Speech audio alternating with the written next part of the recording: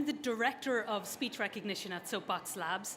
I am an engineer and I'm also a manager. So we have a team of about 11 speech recognition engineers, language modeling scientists, computational linguists and designers and software engineers that I work with.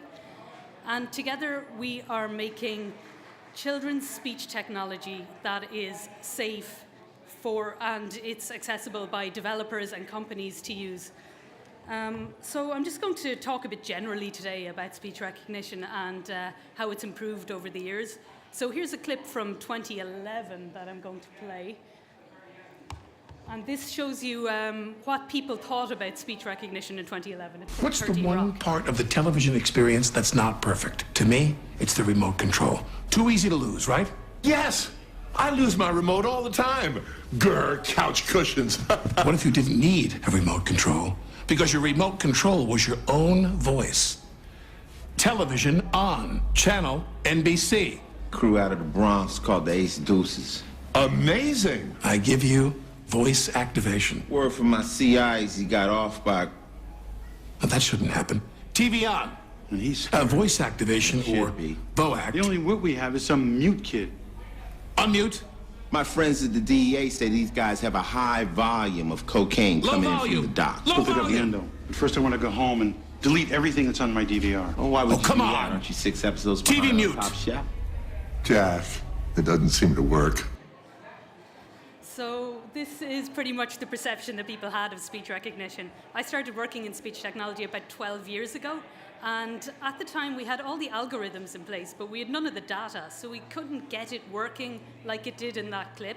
Now the thing about that clip is that actually the interaction between the user and the television was quite good, but they made a few jokes about, the voices on the television being able to control the television, and actually they predicted that quite well. With the Amazon Alexa recently, I think South Park also had an episode that I decided not to show a clip of because I think people watched it, and by the end of it they all had alarms erroneously set for 7 o'clock in the morning and some pretty lewd stuff on their shopping list. But nevertheless, people are interacting with these devices all the time. In 2017, there were 43 million voice-enabled home assistants sold in the US alone, and it's only gotten bigger from there. In fact, there seems to be a battle on between the tech giants, Amazon, Google, Apple, to control the home. And it's not just voice-enabled home assistants.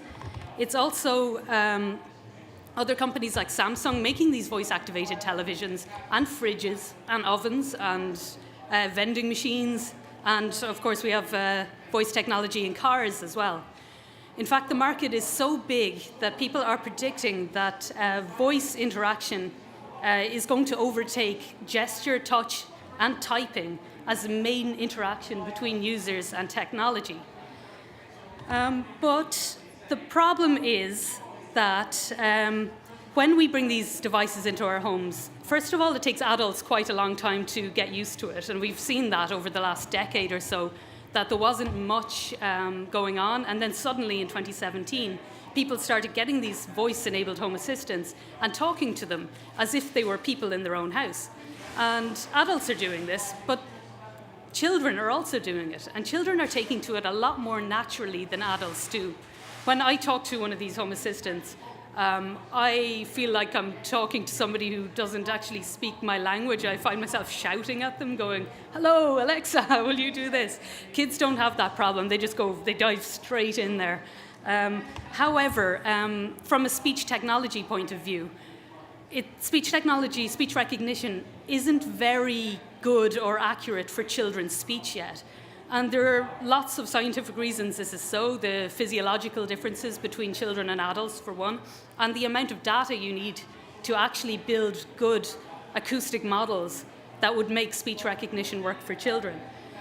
But the problem is that if we are interacting with these devices using our voice, the children are doing it too. And when the recognition isn't accurate, we get some pretty bad problems, as in this video here. Play ticker ticker.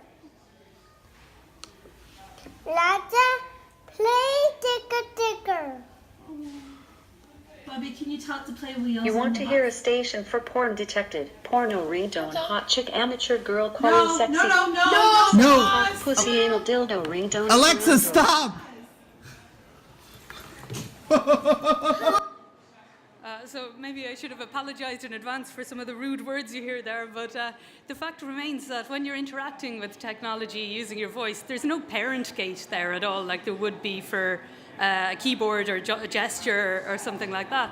And not only do children have access to inappropriate content, but they also have access to your credit card and all your contact lists. So it is very, very important that speech recognition becomes more accurate for children, but also that people who use speech recognition will understand that children are going to interact with their products and make their product safer and more suitable for children. And also there are privacy issues to take into account. So at Soapbox Labs, we develop speech recognition technology specifically for children's speech. It's tuned specifically to children's speech. The acoustic models are tuned to it, the language models are tuned to it. And because of this, we get really, really high accuracy for children's speech, more so than other companies do who don't train on children's speech. Not only can we tell what the child is saying, but we can also tell if a child is speaking.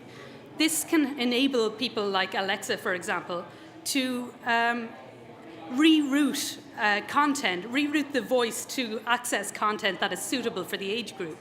If, for example, Alexa was using Soapbox Labs speech recognition in the background, they could not only tell accurately what the kid said, but also we could return to them information that it was a child speaking.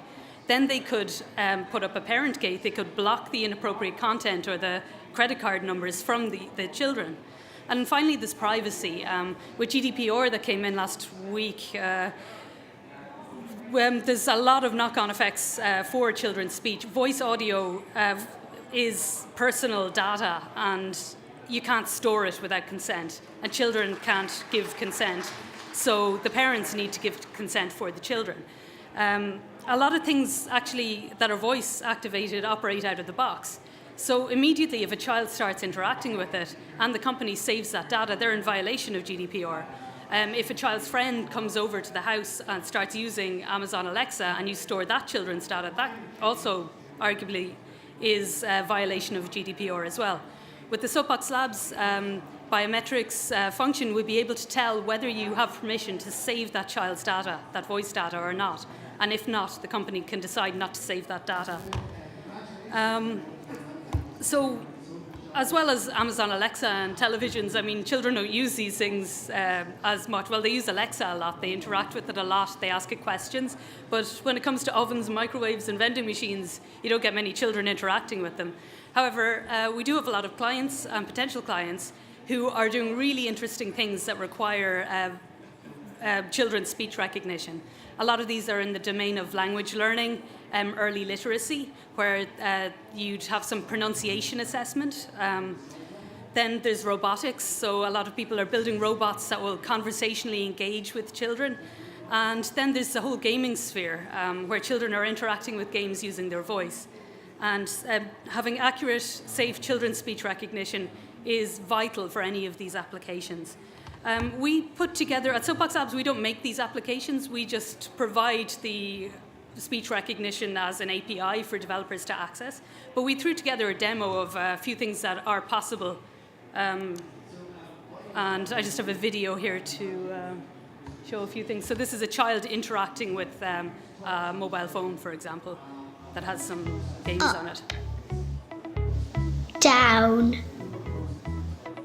Dance.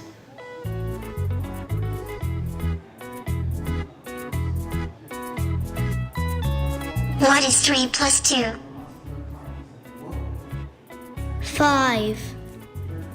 That's right, the answer is 5. I love farm animals. Let's talk about them. What's your favorite farm animal with 4 legs? Horse. Horses are so big and pretty. My favorite color is green. What's yours? Gold. Gold makes me think of treasure. The dogs dig and dug.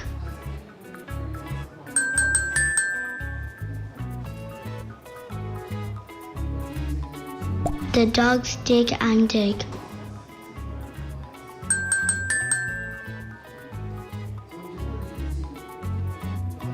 It is lots of dogs.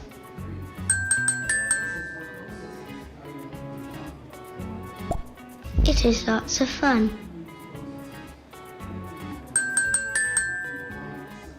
Yay!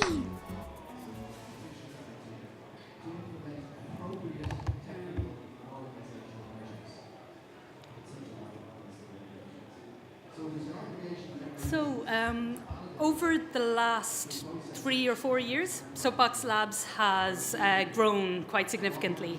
I joined as the first employee. My boss, Trish Scanlon, had been working on the data and the idea for about a year before I joined. And since then, we've scaled up to about 15 people and growing. We have raised about 3 million in funding, including an EU grant that we're going to use to make a multilingual platform. So in 2018 and 2019, we're going to roll out our speech recognition software, not only in English, but in Portuguese, in Spanish, in Mandarin, French, German, and Italian. And yeah, as I said, the company is scaled up to 15 people. This picture was taken in November, so we've had a few more people join since then.